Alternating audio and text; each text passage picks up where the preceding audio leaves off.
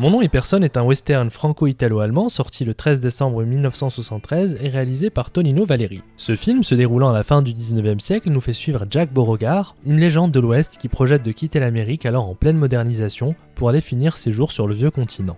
Néanmoins, avant son départ, Beauregard souhaite venger la mort de son frère, Nevada Kid, qui aurait été tué par un certain Sullivan, l'associé de ce dernier avec lequel il exploitait une mine d'or. Alors qu'il est en plein préparatif et attend patiemment le bateau qui lui fera quitter le continent, Beauregard croise sur son chemin un jeune aventurier qui semble vouer une grande admiration pour l'effet d'armes du pistolero, un individu qui répond au nom de Personne. Pendant ce temps, les hommes de Sullivan, ayant eu vent de l'intention de Beauregard de venger son frère, tentent de le supprimer en plaçant une bombe dans un panier qu'ils font porter à personne en échange d'un cheval. Ce dernier n'étant pas dupe quant au contenu du soi-disant cadeau qu'il doit remettre à Beauregard, renvoie le paquet à ses expéditeurs, non sans nonchalance et une pointe d'amusement. Profitant d'un échange avec Beauregard, personne lui confie alors son rêve de toujours, voir le héros de son enfance combattre à lui tout seul la Horde Sauvage, une bande de criminels comptant 150 individus qui sillonnent et pillent le Nouveau-Mexique sans vergogne. Plutôt amusé par les élucubrations de son fan, Beauregard lui explique qu'il n'a aucune intention d'affronter la Horde Sauvage et que ses jours de justicier solitaire sont bien derrière lui. Plus tard, Beauregard se rend dans un cimetière indien dans lequel est enterré le fameux Nevada Kid. Il est néanmoins à nouveau rattrapé par personne qui semble le talonner partout où il va. Quelque peu excédé par l'insistance de son interlocuteur, Beauregard défie ce dernier dans un faux duel d'intimidation, durant lequel le jeune homme ne réagit pas et reste stoïque aux provocations de Beauregard. Alors que la pression finit par redescendre et que les deux hommes enterrent la hache de guerre, les deux cow-boys entendent un bruit résonnant en loin. Il s'agit de la légendaire Horde Sauvage dont parlait personne, qui passe devant eux sans mot dire. Au fil de quelques péripéties,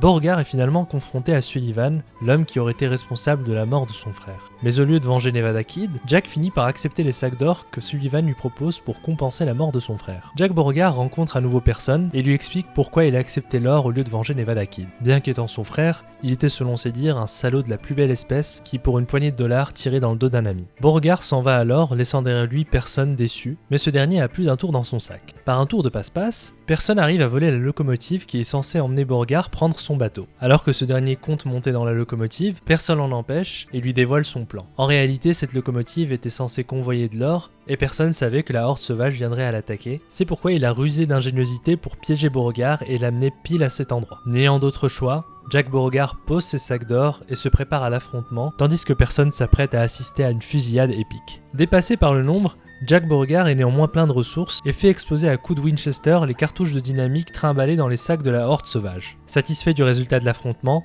personne daigne laisser monter Jack Beauregard dans son train et tous les deux s'échappent alors que la Horde Sauvage les poursuit. À l'abri de leurs assaillants, Beauregard lui demande comment il a prévu de le faire sortir de la légende après l'y avoir fait rentrer, ce à quoi personne lui répond qu'il n'y a qu'un seul moyen, le tuer.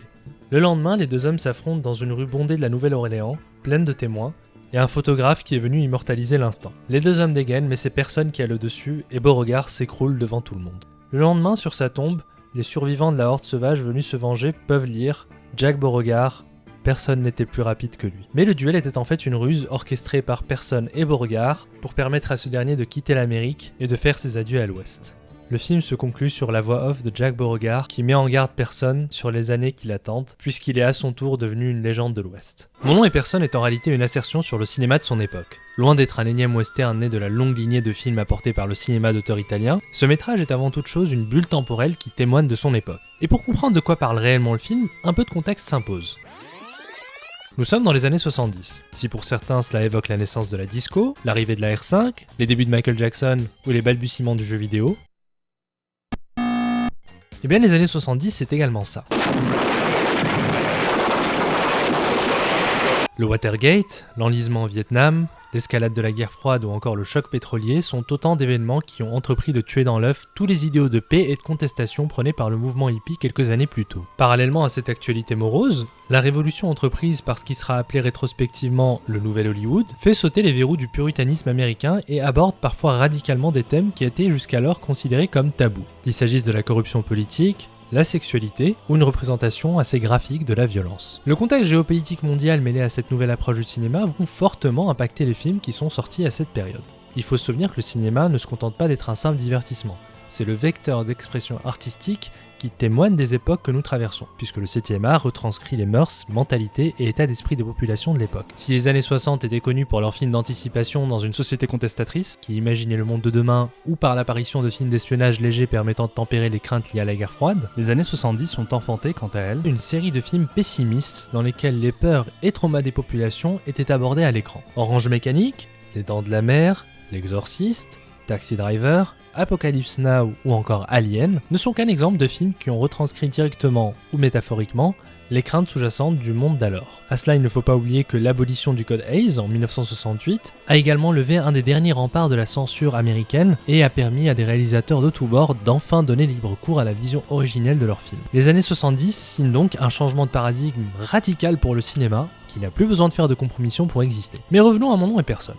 Le film sort en 73 dans ce contexte si particulier donc. Si les films de western avaient été un genre surreprésenté dans le cinéma américain depuis des décennies, avec des figures iconiques qui se sont inscrites à jamais dans la culture populaire, comme John Wayne, il faut dire que ce genre de production commençait à lentement s'essouffler au profit de l'émergence de genres plus raccords avec l'état d'esprit des spectateurs, notamment les films noirs et les polars. Vous en connaissez probablement certains, mais on peut citer parmi les plus connus Un justicier dans la ville, L'inspecteur Harry ou Le Parrain. À travers Mon Nom et Personne, Tonino Valeri et son producteur Sergio Leone ont voulu faire de ce film le chant du cygne d'un genre et d'une ère.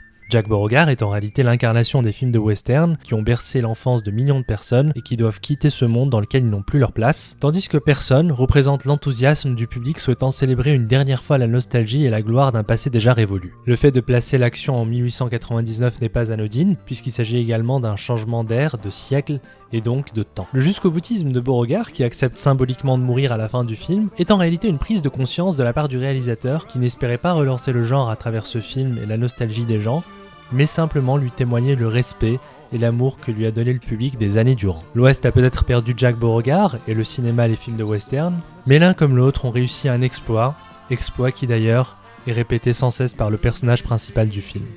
Tu finiras dans les livres d'histoire. This time, soon I know you'll be changing your mind when you've seen him use a gun.